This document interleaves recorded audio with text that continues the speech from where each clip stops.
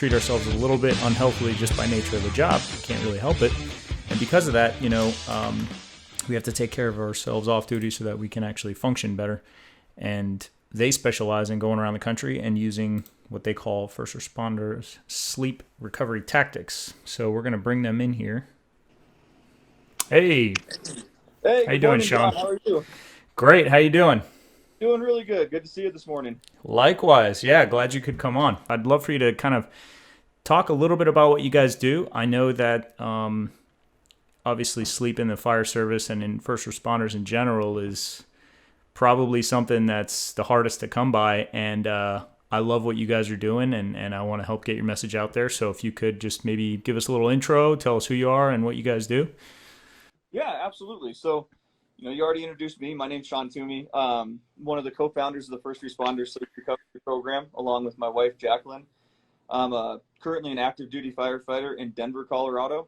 I'm also a volunteer lieutenant with the Clear Creek Fire Authority. So, stay pretty busy with the fire service. And with that kind of a schedule, since day one, my sleep has always been something that's been compromised just as a nature of the job. So before I met Jacqueline, I think I did what so many firefighters so frequently do, and I really subscribed to this idea of, well, I'll sleep when I'm dead. I never really saw it as a problem that I could just kind of power through and keep going, and Right.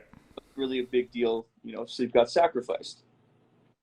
Of course, when I met Jacqueline and we started spending more time together, she really quickly realized what the implications of my poor quality sleep were having, not just on my health, but also on our relationship and our overall well-being.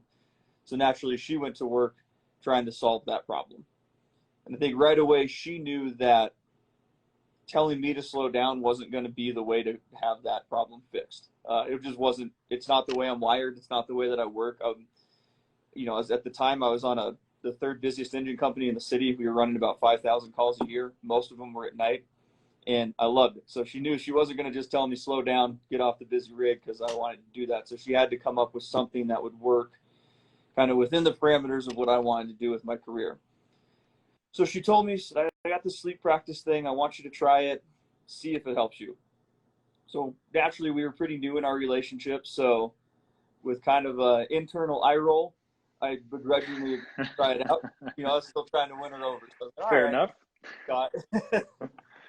But lo and behold, the first time I did the practice, I thought, wow, this is amazing. I feel great. I feel recharged. And I kept doing it, and I kept practicing it. And, I was feeling really positive results from this practice. But there was still that little part of me in the back of my mind that was like, oh, it's just a relaxing thing to do. So I wonder if it's kind of, I don't know, like a placebo effect, for lack of a better word. Right.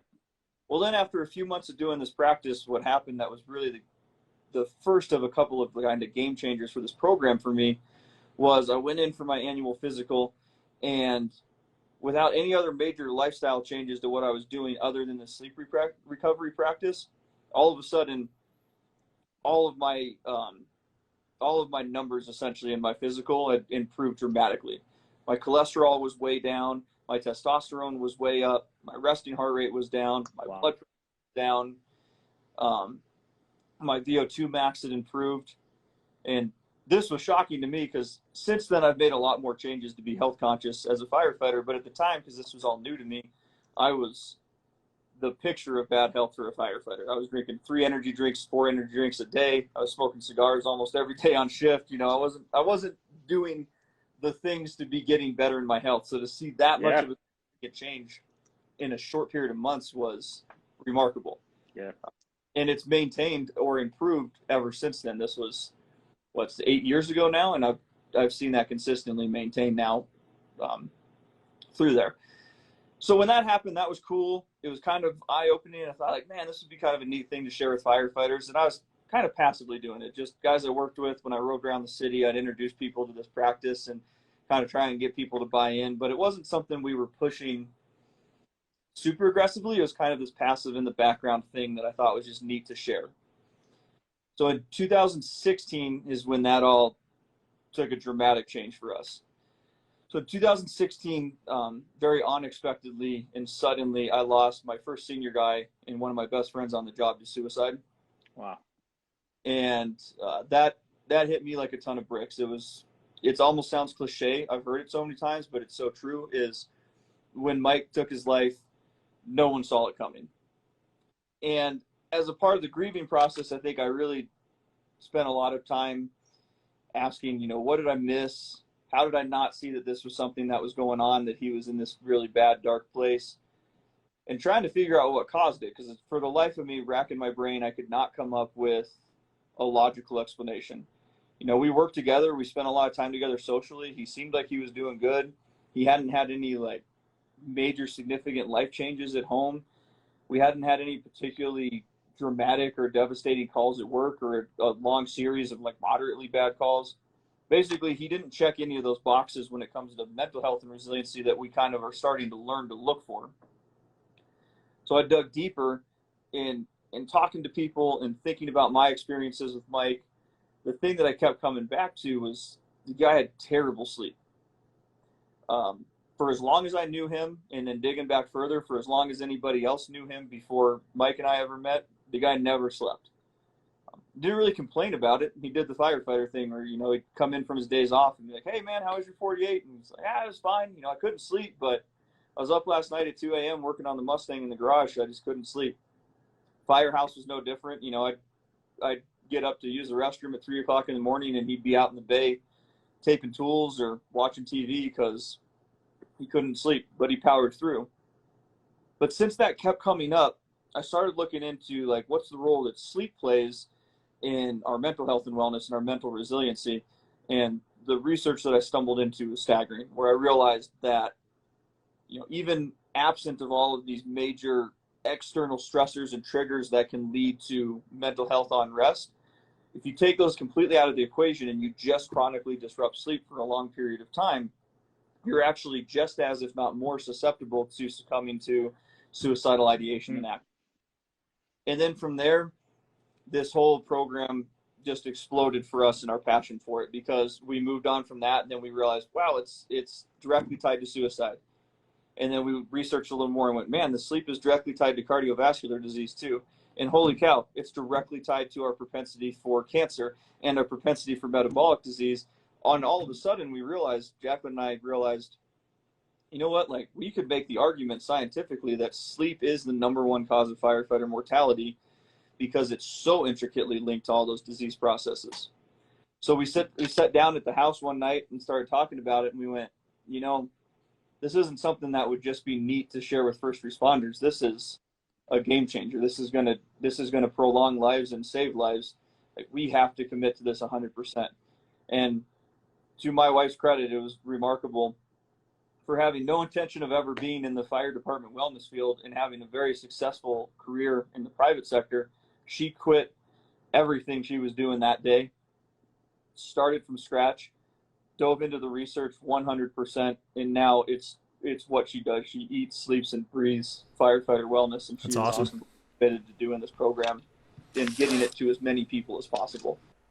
Yeah, what a story, man. I mean, that's an awesome way to begin it. And it actually, hearing you talk about that kind of rolls right into my next question I wanted to ask. And this is probably like the one that really sticks with me when I think about what you guys do. You mentioned that when you went to the doc, you saw that your numbers improved. And then you tied, that ties into what you were just saying about improving cardiovascular health, metabolic diseases, cancer rates, and then even suicidal ideation. I mean, what is going on when we don't sleep that is causing all of this stuff to happen? And I know that's like a big question scientifically, but if you could like kind of give me like a synopsis, like why is it that you're seeing all this stuff when we don't sleep? Yeah, and I can cliff note that hopefully relatively clearly. Yeah. But essentially what happens, right, is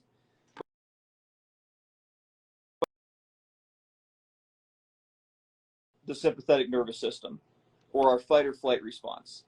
That's kind of how we function in our career, because anytime we're on an emergency or we're being exposed, especially at nighttime hours, to things that cause us to be awake, that's activating our sympathetic nervous system, our fight or flight response. And part of the reason for that is because we are constantly exposing ourselves to things that biologically we're wired to perceive as like threats or dangers. And that's particularly true at night because humans are diurnal. We're meant to function with the rise and fall of the sun. So anytime that we're awake after the sun sets, and then especially if we're awake responding to calls or in stressful situations, that's triggering our body like, oh, there's a perceived threat. I got to go into fight or flight, and I got to get the body ready to survive. Well, then what's happening is we're dumping chemicals like noradrenaline, epinephrine, and the big one, cortisol, into our body to trigger us to be in that response state. So then the problem is when we call on that over and over and over again, it becomes this really dangerous double-edged sword, because the more we do that, the more we disrupt our melatonin levels and our parasympathetic return that allows us to get sleep and recovery. And then the less sleep and recovery we're getting, the more time we're spending in that sympathetic state. So when we're in that sympathetic state for a prolonged period of time, there's a lot of things that are happening. Those chemicals in large doses are really bad for our vasculature. They lead to increased propensity for like coronary artery calcification and hardening of arteries, sudden cardiac death. They shut down the digestive system because that's not a priority for survival. So in addition to shutting down the digestive system, we're impairing our glucose tolerance, and we're holding on to fat because we need fat to survive in an emergency situation. So we're not burning that or processing that properly. We're not appropriately absorbing nutrients. And then probably most importantly, we'll actually start to physically change the way that our brain is processing information. Typically, we're going to process information from the prefrontal cortex. That's our logic and reason center of our brain. But the more we're in that sympathetic state, the more we're going to default to the amygdala, which is our survival portion of our brain. It's our instinct and impulsiveness. And the longer we spend in that sympathetic state, the less active the prefrontal cortex becomes. And the less active the prefrontal cortex becomes, it'll actually eventually begin to physically shrink as we're prioritizing the amygdala. So you're saying that we're going to completely rewire our brain, basically, or change the way our brain works by chronic lack of sleep. Yeah, exactly. That's crazy. Is where that stuff gets repaired are in there's 5 stages of a sleep cycle, right? And we repeat that 5 stages in an average of about 90 minutes over and over and over again throughout the night. Now, the 2 most critical places in that sleep cycle are stage 4, that's delta sleep. That's when our physiological repair happens. And then stage 5 is REM sleep, and that's when our neurological repair happens, where the glymphatic system activates, the amygdala shuts down, and we recalibrate the salience network that gets us back into that prefrontal cortex thought. But when we're chronically sleep disrupted and we're chronically in that sympathetic state, we don't have the hormone balance in our body necessary to achieve delta and REM sleep. So even when we get back to the firehouse from a call, or we get home and we rack out for a couple of hours, a lot of times because of the chemicals in our body from that sympathetic response, we're going to hover in those first 3 stages of the sleep cycle and never spend any time in delta and REM where those repairs and recalibrations happen. Amazing. So, I mean, we're kind of signing up for a job that is at some point going to ruin the way our brain is functioning, and then, normally anyway, and then also cause all these like other health problems unless we do something about it. Yeah, and it's as simple as that. We just have to do something about it, right? And I look at it like fitness. Like, we signed up for this job, and we could say, like, if we never ever work out, we're inevitably going to get to a place in our career where we physically can't do the job, and it becomes more and more destructive to our bodies, right? So something like the sleep recovery practice it falls just in line with working out. Like, if we never do it, then what's going to result from our disrupted sleep is extremely detrimental. But there is this really easy applicable practice that you can put into your daily routine with minimal disruption to your life that is going to have a tremendous impact on your resiliency to not be susceptible to those consequences. Okay, so we have tools in the toolbox that we can use to kind of keep that from damaging us too much. We have a comment in here that's talking about meals. Can we touch on that for a second? Like, we basically eat like pigs at the station. What does diet have to do with this a little bit? So diet plays an enormous role in this, in every way, shape, or form. And the simplest and easiest way to break it down is the best thing we can do for ourselves is an anti-inflammatory diet. There's a Okay. million, there's a million different ways out there to eat healthy or to have different styles of eating, and there's a lot of science that we could talk about when you get into things like progressive fasting and those kind of things. But to keep it really simple, anti-inflammatory diet. Everything Okay. about our sympathetic response creates inflammation in our body, and inflammation is like the physiological root of all evil. So if we can maintain an anti-inflammatory diet, that goes a long ways towards facilitating the quality of rest and recovery we're getting. And in our full program, we've got a whole section where we talk specifically about diet, what foods are good, which of those foods contribute to sleep or not sleeping, how to kind of time that stuff. That all goes into our program in a really substantial way. Um, to give like one little tip right out of the gate, it's probably my favorite, and it's so simple, is pre-plan snacks when you're at the firehouse. Because one thing that does happen as a result of that disrupted sleep is our ghrelin and our leptin are those are the chemicals in our body that signal if you're full or hungry. Those are directly tied to our sleep. And when we're in that sympathetic response, our body wants and craves simple fuels. So typically sugars and carbohydrates, things it can access immediately. So we want to kind of pre-plan having snacks with us that are healthier snacks that are more beneficial to things like sleep, because in the middle of the night when we get a call, it's going to be really hard to overcome that impulsive desire to want to eat something because your body's just sending you all these signals to eat. But if you make it so that the first thing you reach for is something healthy like walnuts or trail mix versus getting back to the firehouse and grabbing ice cream or pasta or Leftover steak and all that from the, yeah, I gotcha. Definitely, for sure. lemonades towards benefiting. It happens all the time. Like I'm totally guilty. If we get a call, my station we usually run, after midnight every night, and it's you're hungry. I mean, and I won't fall back asleep. It takes me forever to fall back asleep after a call if I do get to go back to sleep. And one thing that helps me is eating. And I'm not eating the healthiest stuff, which I think I speak for most of us, if I can be honest, that we're not. Absolutely. And you mentioned melatonin gets affected significantly. What about taking melatonin as a solution for this? I mean, is that healthy to do long term? So we generally caution against taking melatonin and instead promote finding ways to get melatonin from natural sources. And the reason for that is kind of twofold. Is one, supplements like melatonin are highly unregulated. So from brand to brand, you never quite know exactly what you're getting in the melatonin that you buy. And the other thing is melatonin over the counter is typically heavily overdosed. Hmm.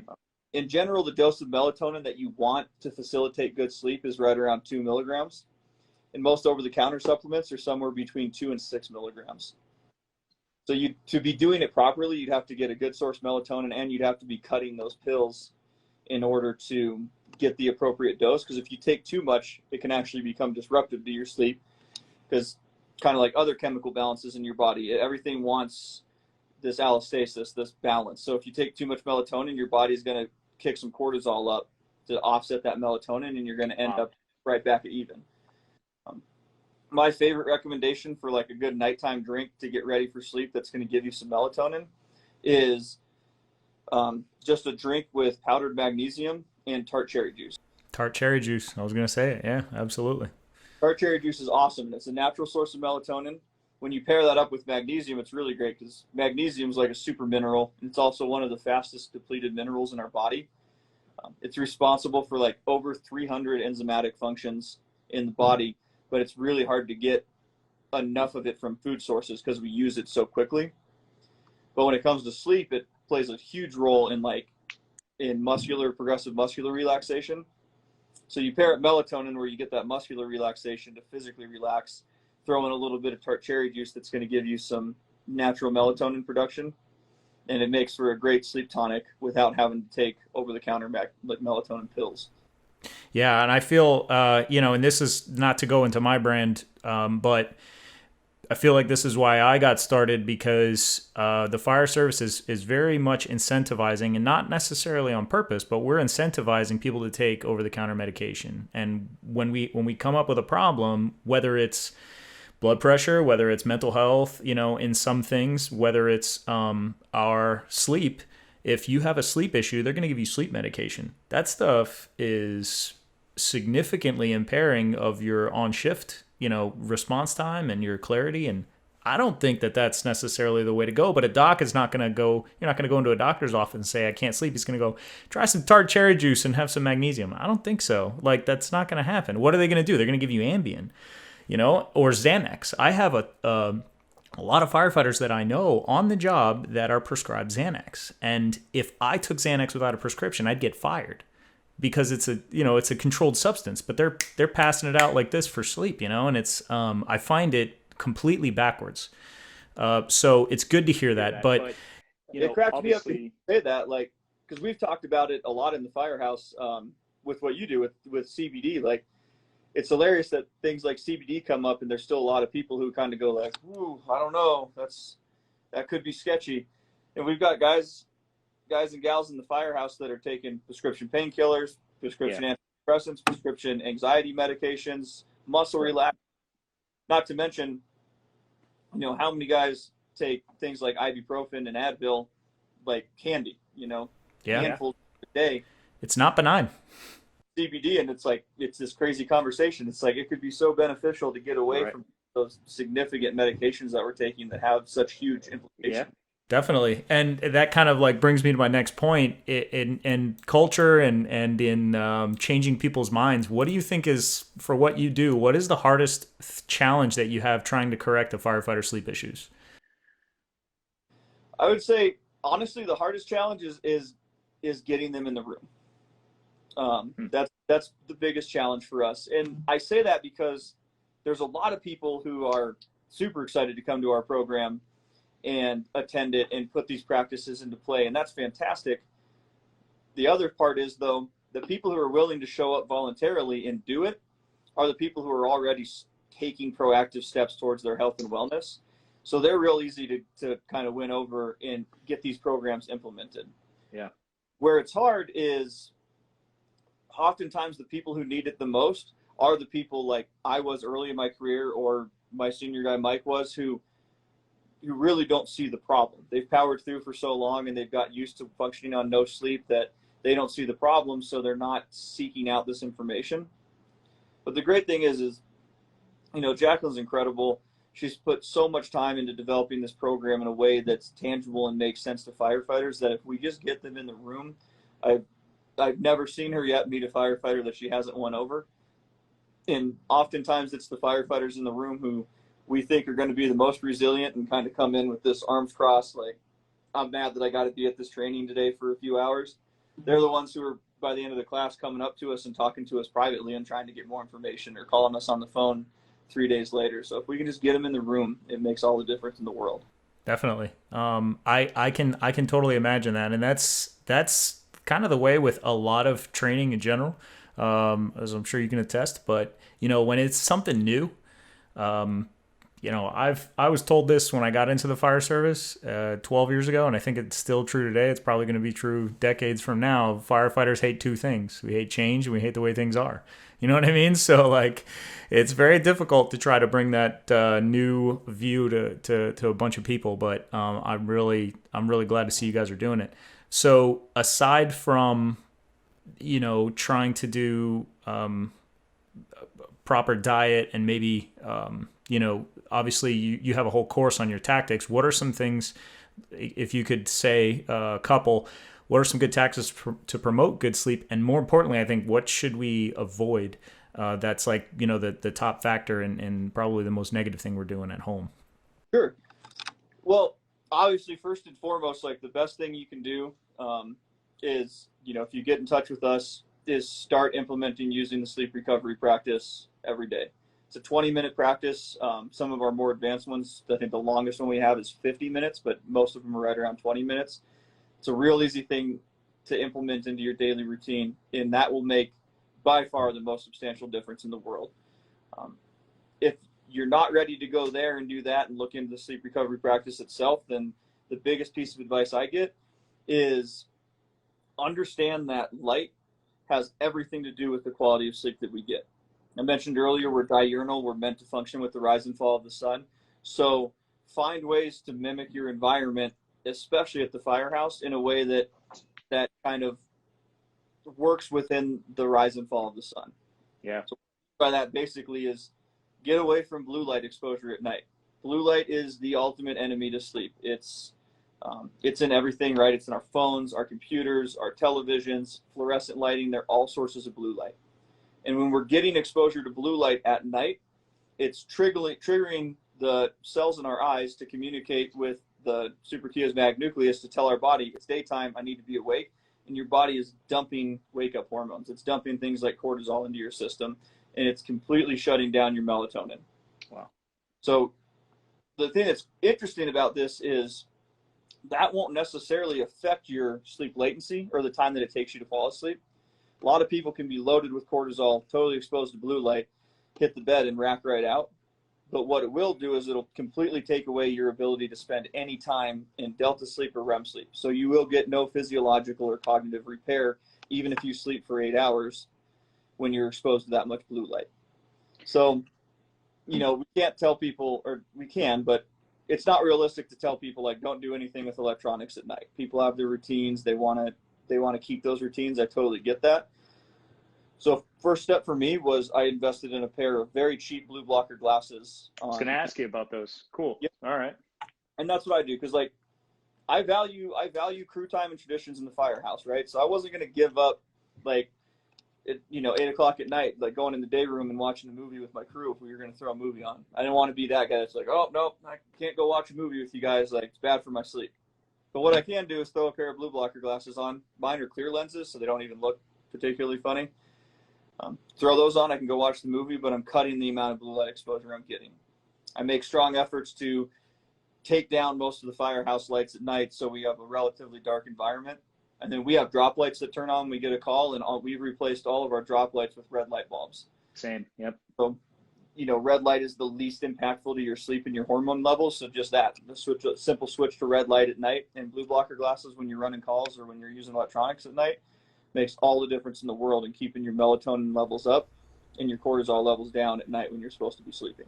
I started smirking and almost laughing as soon as you said lights, because my crew, I drive them crazy. After dinner, I basically just shut everything off. I mean, even in the bay, like the bay lights, I turn them all off, and they complain. They're like, I can't see when I'm going out there. I'm like, you know where the truck is, man. Like, you're not going to not find it.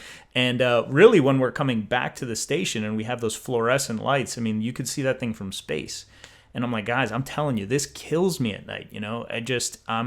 It'll take me so long. And like I said, my station runs after midnight fairly often, most nights. It takes me so long to fall back asleep in general if I do go back to sleep. So I feel very vindicated. I'm putting this video on the firehouse like tomorrow. I got to work tomorrow. This video is going up. I'm just going to use this one clip, if nothing else, to say I was right. But that's good to hear. And I think that's an easy one. Like that, if you have one tip, I mean, that's an easy one.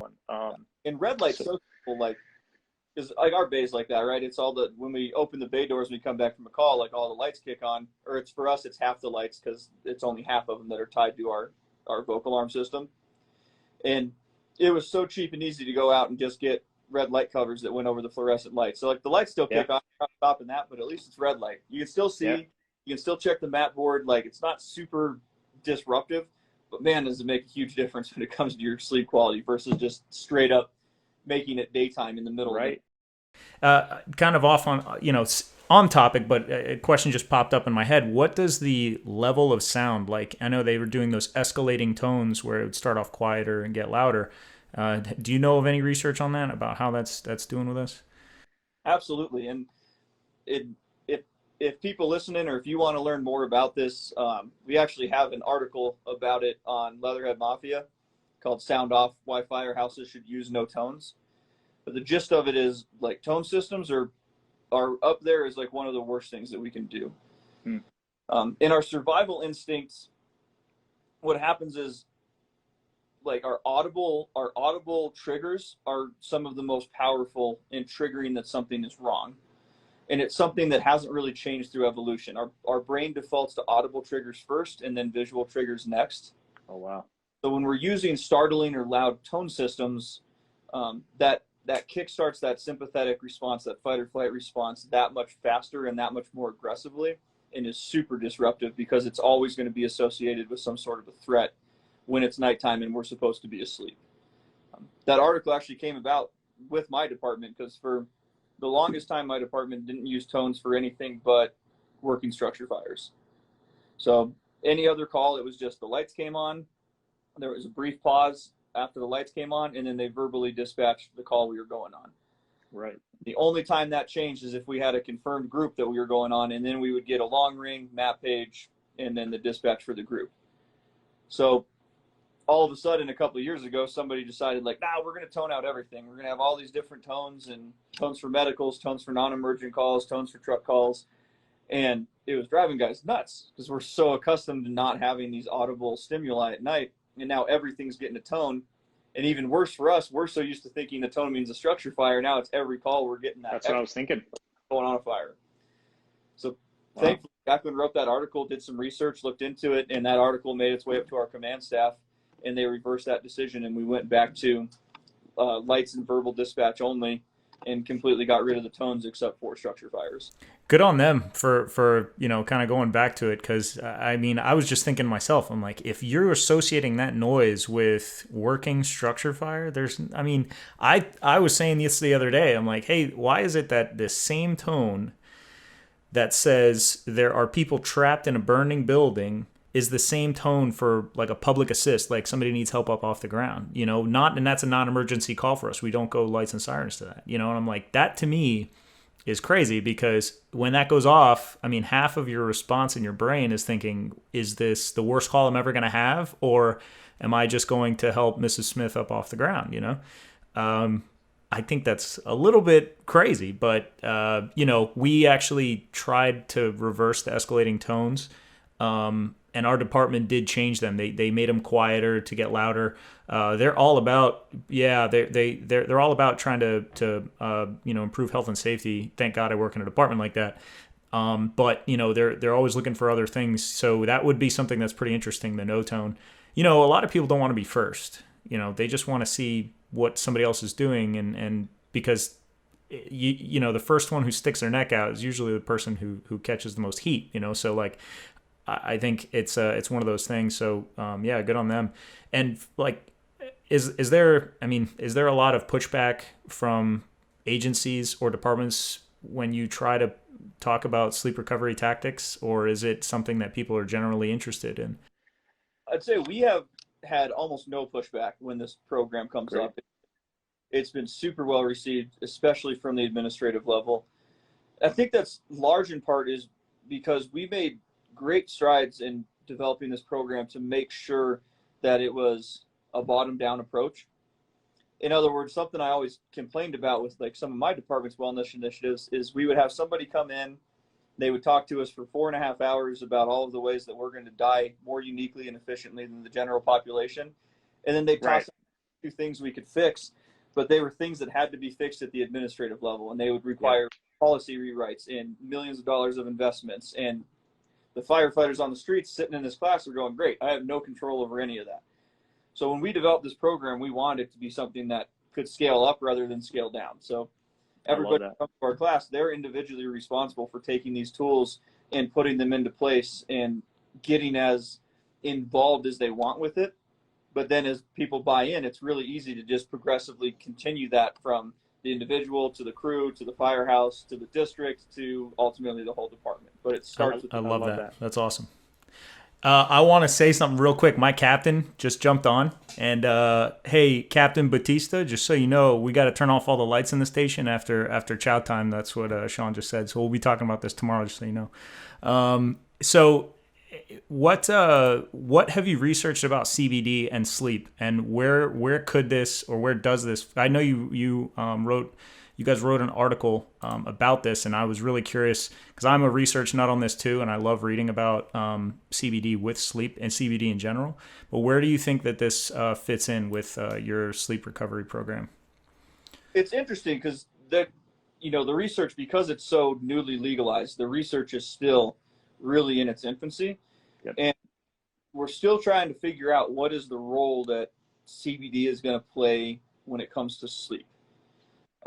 Where we're really confident saying we're all about CBD is for its anti-inflammatory effect and reversing that inflammation effect that comes as a result of chronically disrupted sleep, and seeing CBD make its way into the fire service as an alternative to commonly used anti-inflammatories and pain relievers, getting away from NSAIDs and those kind of things and getting into CBD. A lot of the anecdotal evidence definitely seems to indicate that CBD plays a really good role in improving sleep latency. It helps a lot of people fall asleep faster and get over that hump where they're taking too long to fall asleep. And it plays a big role in things like muscular relaxation and tension release. Where we're still trying to hash out the research is what effect that CBD has on your sleep cycle once you fall asleep. And it seems to be somewhat dependent on the individual, where some individuals report like it's really good on their sleep, and they have data and sleep trackers to back up like it's really beneficial to the overall quality of sleep. And some individuals do frankly say like it helps them get to sleep faster, but it kind of has the sedative effect where they get to sleep fast, but they don't get perfect delta and REM sleep. So before we've committed to it as a sleep supplement entirely, we want to see more research on how CBD affects the quality of the sleep that you're getting. Right. But the fact of the matter is, there's no doubt about it that I think CBD is the way of the future for supplementation in the firehouse in a way that's going to. Sure. Yeah, the vast overwhelming majority of research I've read about CBD, besides seizures, because I know that was FDA trials that actually pulled that off, and it's like a regulated medication now for pediatric seizures. But other than that, inflammation, reducing oxidative stress, and reducing cortisol levels, balancing serotonin. So to me, for hearing that, yeah, that totally makes sense. When I'm listening to you talk about cortisol levels, about inflammation, and trying to fight that, it goes in there. I have read very similar things. Obviously, we're probably reading the same research.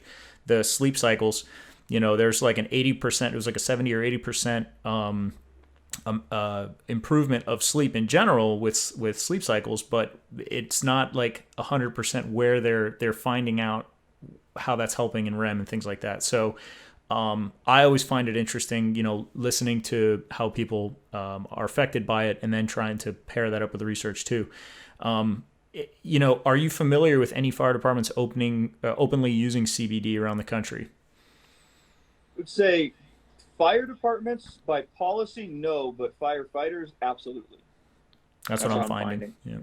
Yeah, a really funny story actually is, Jacqueline was down.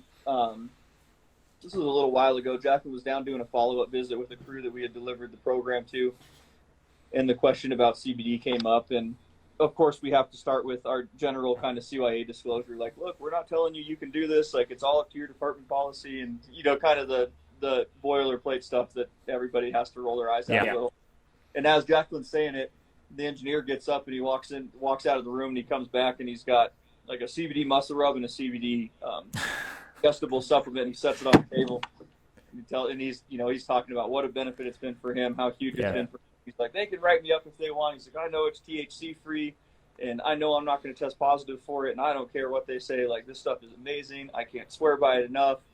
And we're seeing a lot more of that, where guys are pretty open to admitting, like, yeah, we're using it, we're trying to a benefit of it. I would say in Colorado, it's gotten especially more lenient, at least at the company level, since they started carrying CBD supplements in places like grocery stores. When weed was first legalized, and the only way to get CBD was you had to go to a dispensary and get it from them, there was a lot more fear about it. It was just the psychology of having to walk into a registered marijuana dealer and pay in cash and get it that way was nerve-wracking. But now that you can walk by it and see it on the shelf at Natural Grocers or Whole Foods or King Soopers, now all of a sudden people are way more apt to pick it up and give it a try. And I've yet to hear anybody say anything but positive things about the effect it's had for them. Yeah, in 2 years of doing this, same. It's been really cool to hear like case studies and things like that. And I imagine, like one of the things that I really am taking away from this today as we wrap up here is, you mentioning that a lack of sleep by itself can lead to suicidal ideation. I don't know if that concept is even around in the fire service. I mean, I don't think people understand that at all. I wouldn't consider myself, by far an expert on sleep, but I read, this stuff dealing with CBD, and I read this stuff trying to understand how sleep affects us. I've never heard that, and I think that is a huge breakthrough to understand, and I don't believe that it should go unnoticed. So Yeah, it's amazing. Like, where we got this from originally was a study out of Stanford, and Stanford did this study with 300 healthy adults who reported no other medical conditions, cognitive or physiological, other than poor quality sleep. And it was just poor quality sleep. They didn't have a diagnosable sleep disorder, just poor quality sleep. Over the course of the study, 20 of the individuals died by suicide before the study completed, and they ended the study early because it was having results. But what came out of that study, which was remarkable, is they found that people with chronically disrupted or poor quality sleep were 1.5 times more likely to take their own life than somebody with diagnosed depression. That's crazy. Which is remarkable when you think about it. That really is. Like, you're 1.5 times more likely to kill yourself if you're chronically sleep deprived than if you actually have depression is amazing. And it flips everything on its head for us, because I think we've done a pretty good job in the mental resiliency space of teaching guys to look out for the big external factors that are going to lead to mental unrest. Look out for the guys who've had bad calls or a series of bad calls or a major life change at home. We're watching out for that. But we've got to realize now that it's not so linear. It's not that we have, an external trigger that leads to a mental health disruption that leads to the symptom of chronically disrupted sleep. We can actually completely reverse that. We can have chronically disrupted sleep lead to the symptom of a diagnosable mental health disruption that can ultimately lead to suicidal ideation and action without that external factor at all. And it's really amazing. And it helps us kind of understand why, even though we keep implementing these peer support programs and these resiliency programs and counselors and all of these other wonderful resources, we're not yet seeing a significant decline in suicide in the first responder community. And I think that's the key missing component that we need to really start focusing on. Yeah, and in fact, it's pretty scary to think about that by itself, but also if you just Google CISD, there are pros in the field, doctors that will actually discourage firefighters from even implementing a CISD program because they say that it has the opposite effect. Now, from what I read, a lot of those case studies, it was implemented very poorly. Their debriefing was not done properly and things like that. I do believe that debriefs should happen. I believe probably informally they do more help than they do formally, but a whole other topic. But I mean, if you think about that's probably the case because we're looking at it, like you said, very linear. It's one thing, and we have to meet those checked boxes, and that's not necessarily the case. This is a very wide issue that has a ton of factors, and now we probably know that sleep is arguably the biggest one. And it's the one we probably have the least control over on shift, if you think about it. We could, if we were a little more strict, we could control our diet. We can control our physical fitness. Sleep is like, so really what it comes down to is you can't help waking up after midnight. If somebody calls 911, you're going. What we have to do is try to implement some of these tactics off duty or even on duty, it sounds like, to minimize the amount of damage or reduce or even eliminate some of the damage that's being done to our bodies and our brains, so that we can make it longer. Yeah, effectively, it's just how do we optimize the quality of the rest and recovery we're getting in spite of the things that we have no control over. And it's absolutely implemented on shift. Like, the sleep recovery practice itself is just taking the place of like an afternoon nap for me. So now I do it twice a day. It's like, we get all our morning chores done. We get our duties done for the day. Typically after lunch, we've got some downtime. Instead of just going back to my room and watching TV and maybe passing out in a recliner for an hour or so like I used to do, now it's regimented. Like, finish lunch, get cleaned up, go back to my room, do a 20 or 30 minute sleep recovery practice, and then I'm back up and after it. But I can track it with my sleep tracker and see like I'm getting way more benefit from that 30-minute practice being implemented every day in my life versus just kind of taking a nap and getting what I can get out of it. Because if I take a nap, I may never get delta sleep. I may never get benefit from that nap. But if I do a sleep recovery practice, I'm at least getting some benefit. Yes. And where can people get a hold of you? I know, like you said, this is definitely a bottom up fix. You know, like people at the grassroots are going to be implementing this. But you know, if guys and girls out there wanted to take your course or even bring it to their department, how can they get a hold of you and where can they find you? So you can find us online. We're on Instagram, Facebook. It's firstrespondersleeprecovery.com. You can also get us on our website. It's Facebook and Instagram are just First Responder Sleep Recovery. Our website is firstrespondersleeprecovery.com. Typically, we mostly do offerings in department settings for a department, but we do have this month, actually this coming Saturday, and then next month we're going to be doing some online offerings that people can sign up for individually and log on to and actually check out our program on an individual level versus having to wait to bring it to their department. But that's where you can find us, and you can also get me, like, my number's on the website. It's 303-918-8596. I've always got my phone on me. I'm always happy to take phone calls from firefighters and first responders and answer questions. And that's one of our biggest points of pride in the program is we're not just kind of a behind the scenes company. It's if you're working with us or talking to us, you're getting Jacqueline and I directly, and we're always by our phone. We're always open to conversation. Good. And are you guys actually still going in person to departments? I know right now some departments probably are a little more locked down, you know, COVID wise.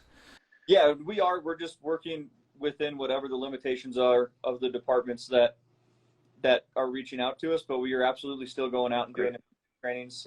Jacqueline just got back from Montana, doing a training out in Montana, and we also just got done doing one in Concordia, Kansas. So we're still traveling, still getting in front of people, and hoping to be getting back to doing that with more frequency. We really miss our first responder family and being able to get in front of them and do it in person versus trying to do the best we can with, you know, online formats and COVID time. It's tough. Yeah, there's something else about doing it in person. You know, just being able to speak somebody, you know, to their face instead of the screen. I hear you. And now what I've learned about blue light, you know, I'm gonna advise everybody to not watch this video after the sun goes down. So, Sean, it was great, man. Thank you so much for being here with us. Guys, follow First Responder Sleep Recovery.